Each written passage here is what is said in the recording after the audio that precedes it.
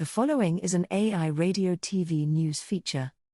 Headline: A glitch in the neuromatrix, the science of phantom presence. Lead: You know that ghostly feeling that someone is nearby even though nobody is? It could be a trick of neural timing.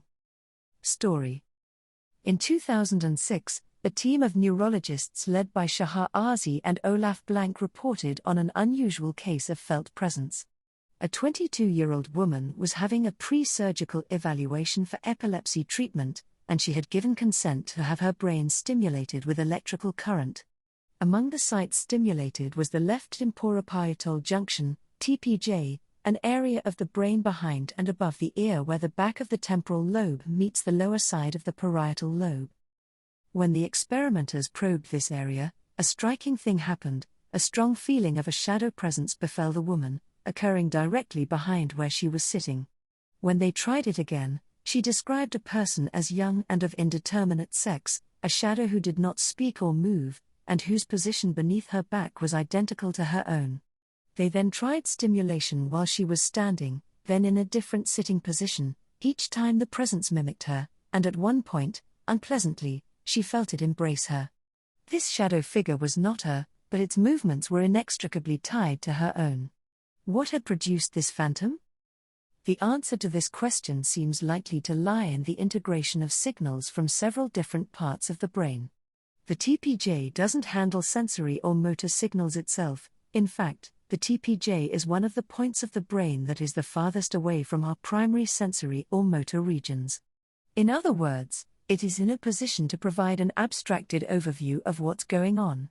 Despite its name, it is actually close to the joining of three lobes: temporal, parietal, and occipital. There it can process information on sound and language via temporal regions, information about body, touch, and space via parietal areas, and visual information via occipital cortex. It also receives input from the limbic system and the thalamus, a key nexus that lies deep in the forebrain and acts as a relay for sensory and motor signals. The TPJ is a crossroads-like area where all these signals can meet and be combined, enabling us to do many complex things. In an MRI experiment, we might expect to see the TPJ involved when people are tracking gaze, tracing hidden intentions, or viewing things from other perspectives. And building cells. Based on a range of evidence, it has been suggested that the TPJ might provide a simulation of where we are in space. Think of it like a map of our body position, our movement, and our direction at any one moment. Right now I am seated at my desk, slightly hunched over my laptop in a way that I shouldn't be.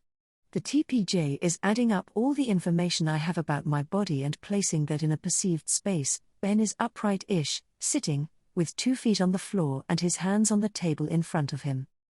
This isn't likely to be a single representation of us but the product of a range of information about our senses and bodies, distributed across the brain in a network. Swiss neurologist Peter Brugger likes to call this the neuromatrix. The TPJ seems to be important in linking all this information together, and interrupting its function disrupts the whole scheme. Thus, when Arzi and Blank stimulated the left TPJ, interfering with the usual neural activity in that region, integration became disintegration. The patient's simulation of their own body map, sitting down, passively waiting, became a mirror instead, a shadow presence transported. Stranger still, something similar might be happening for out-of-body experiences, when people suddenly feel they are floating above their body or are able to observe it from the outside.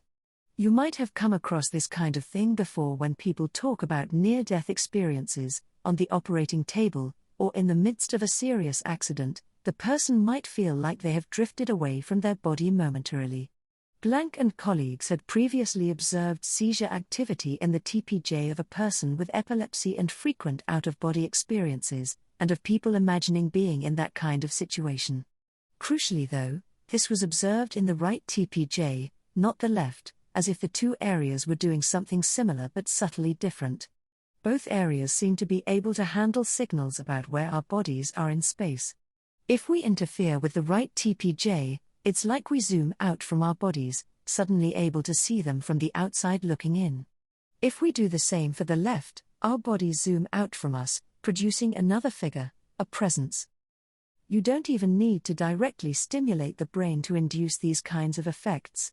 Sensory integration depends on timing. All these signals, coming in all the time, must be combined seamlessly, harmonized and consistent with one another. When they cohere, they are thought to create a unified sense of ourselves. But when they are delayed or disrupted, the self seems to go astray. Imagine if you were to clap your hands now in front of your face and you heard the sound a split second before your hands met. What would you think? Did you make that sound? Or did someone else? How uncanny or unusual would it feel if one sense got there before the other? I know what belongs to me, I know where my body starts and stops, in part because all the senses and all my muscles are playing the same tune. Things happen in lockstep, effects on the wider world are predictable. But when the timing goes wrong, so does the confidence in what belongs to us. Famous effects like the rubber hand illusion rely on this principle. If I stroke a rubber hand with a brush at precisely the same time as your actual hand is being stroked, I could probably convince you that the rubber hand was yours, provided it was in a realistic position. The synchrony of the cues from what you see and what you feel can override everything else you know about where your hand actually is, so this new rubber hand becomes part of you. I have used this illusion many times in public science events to demonstrate the shakiness of our sense of body ownership.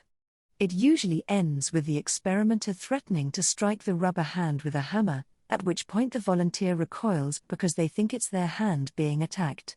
It doesn't work for everyone, but it does seem to for many of us. Momentarily, a new object becomes part of one's own body, enveloped into a body schema, to solve an unusual coincidence of timing.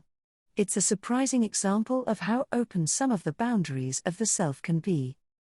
For more news from AI Radio TV News, visit airadiotvnews.ca.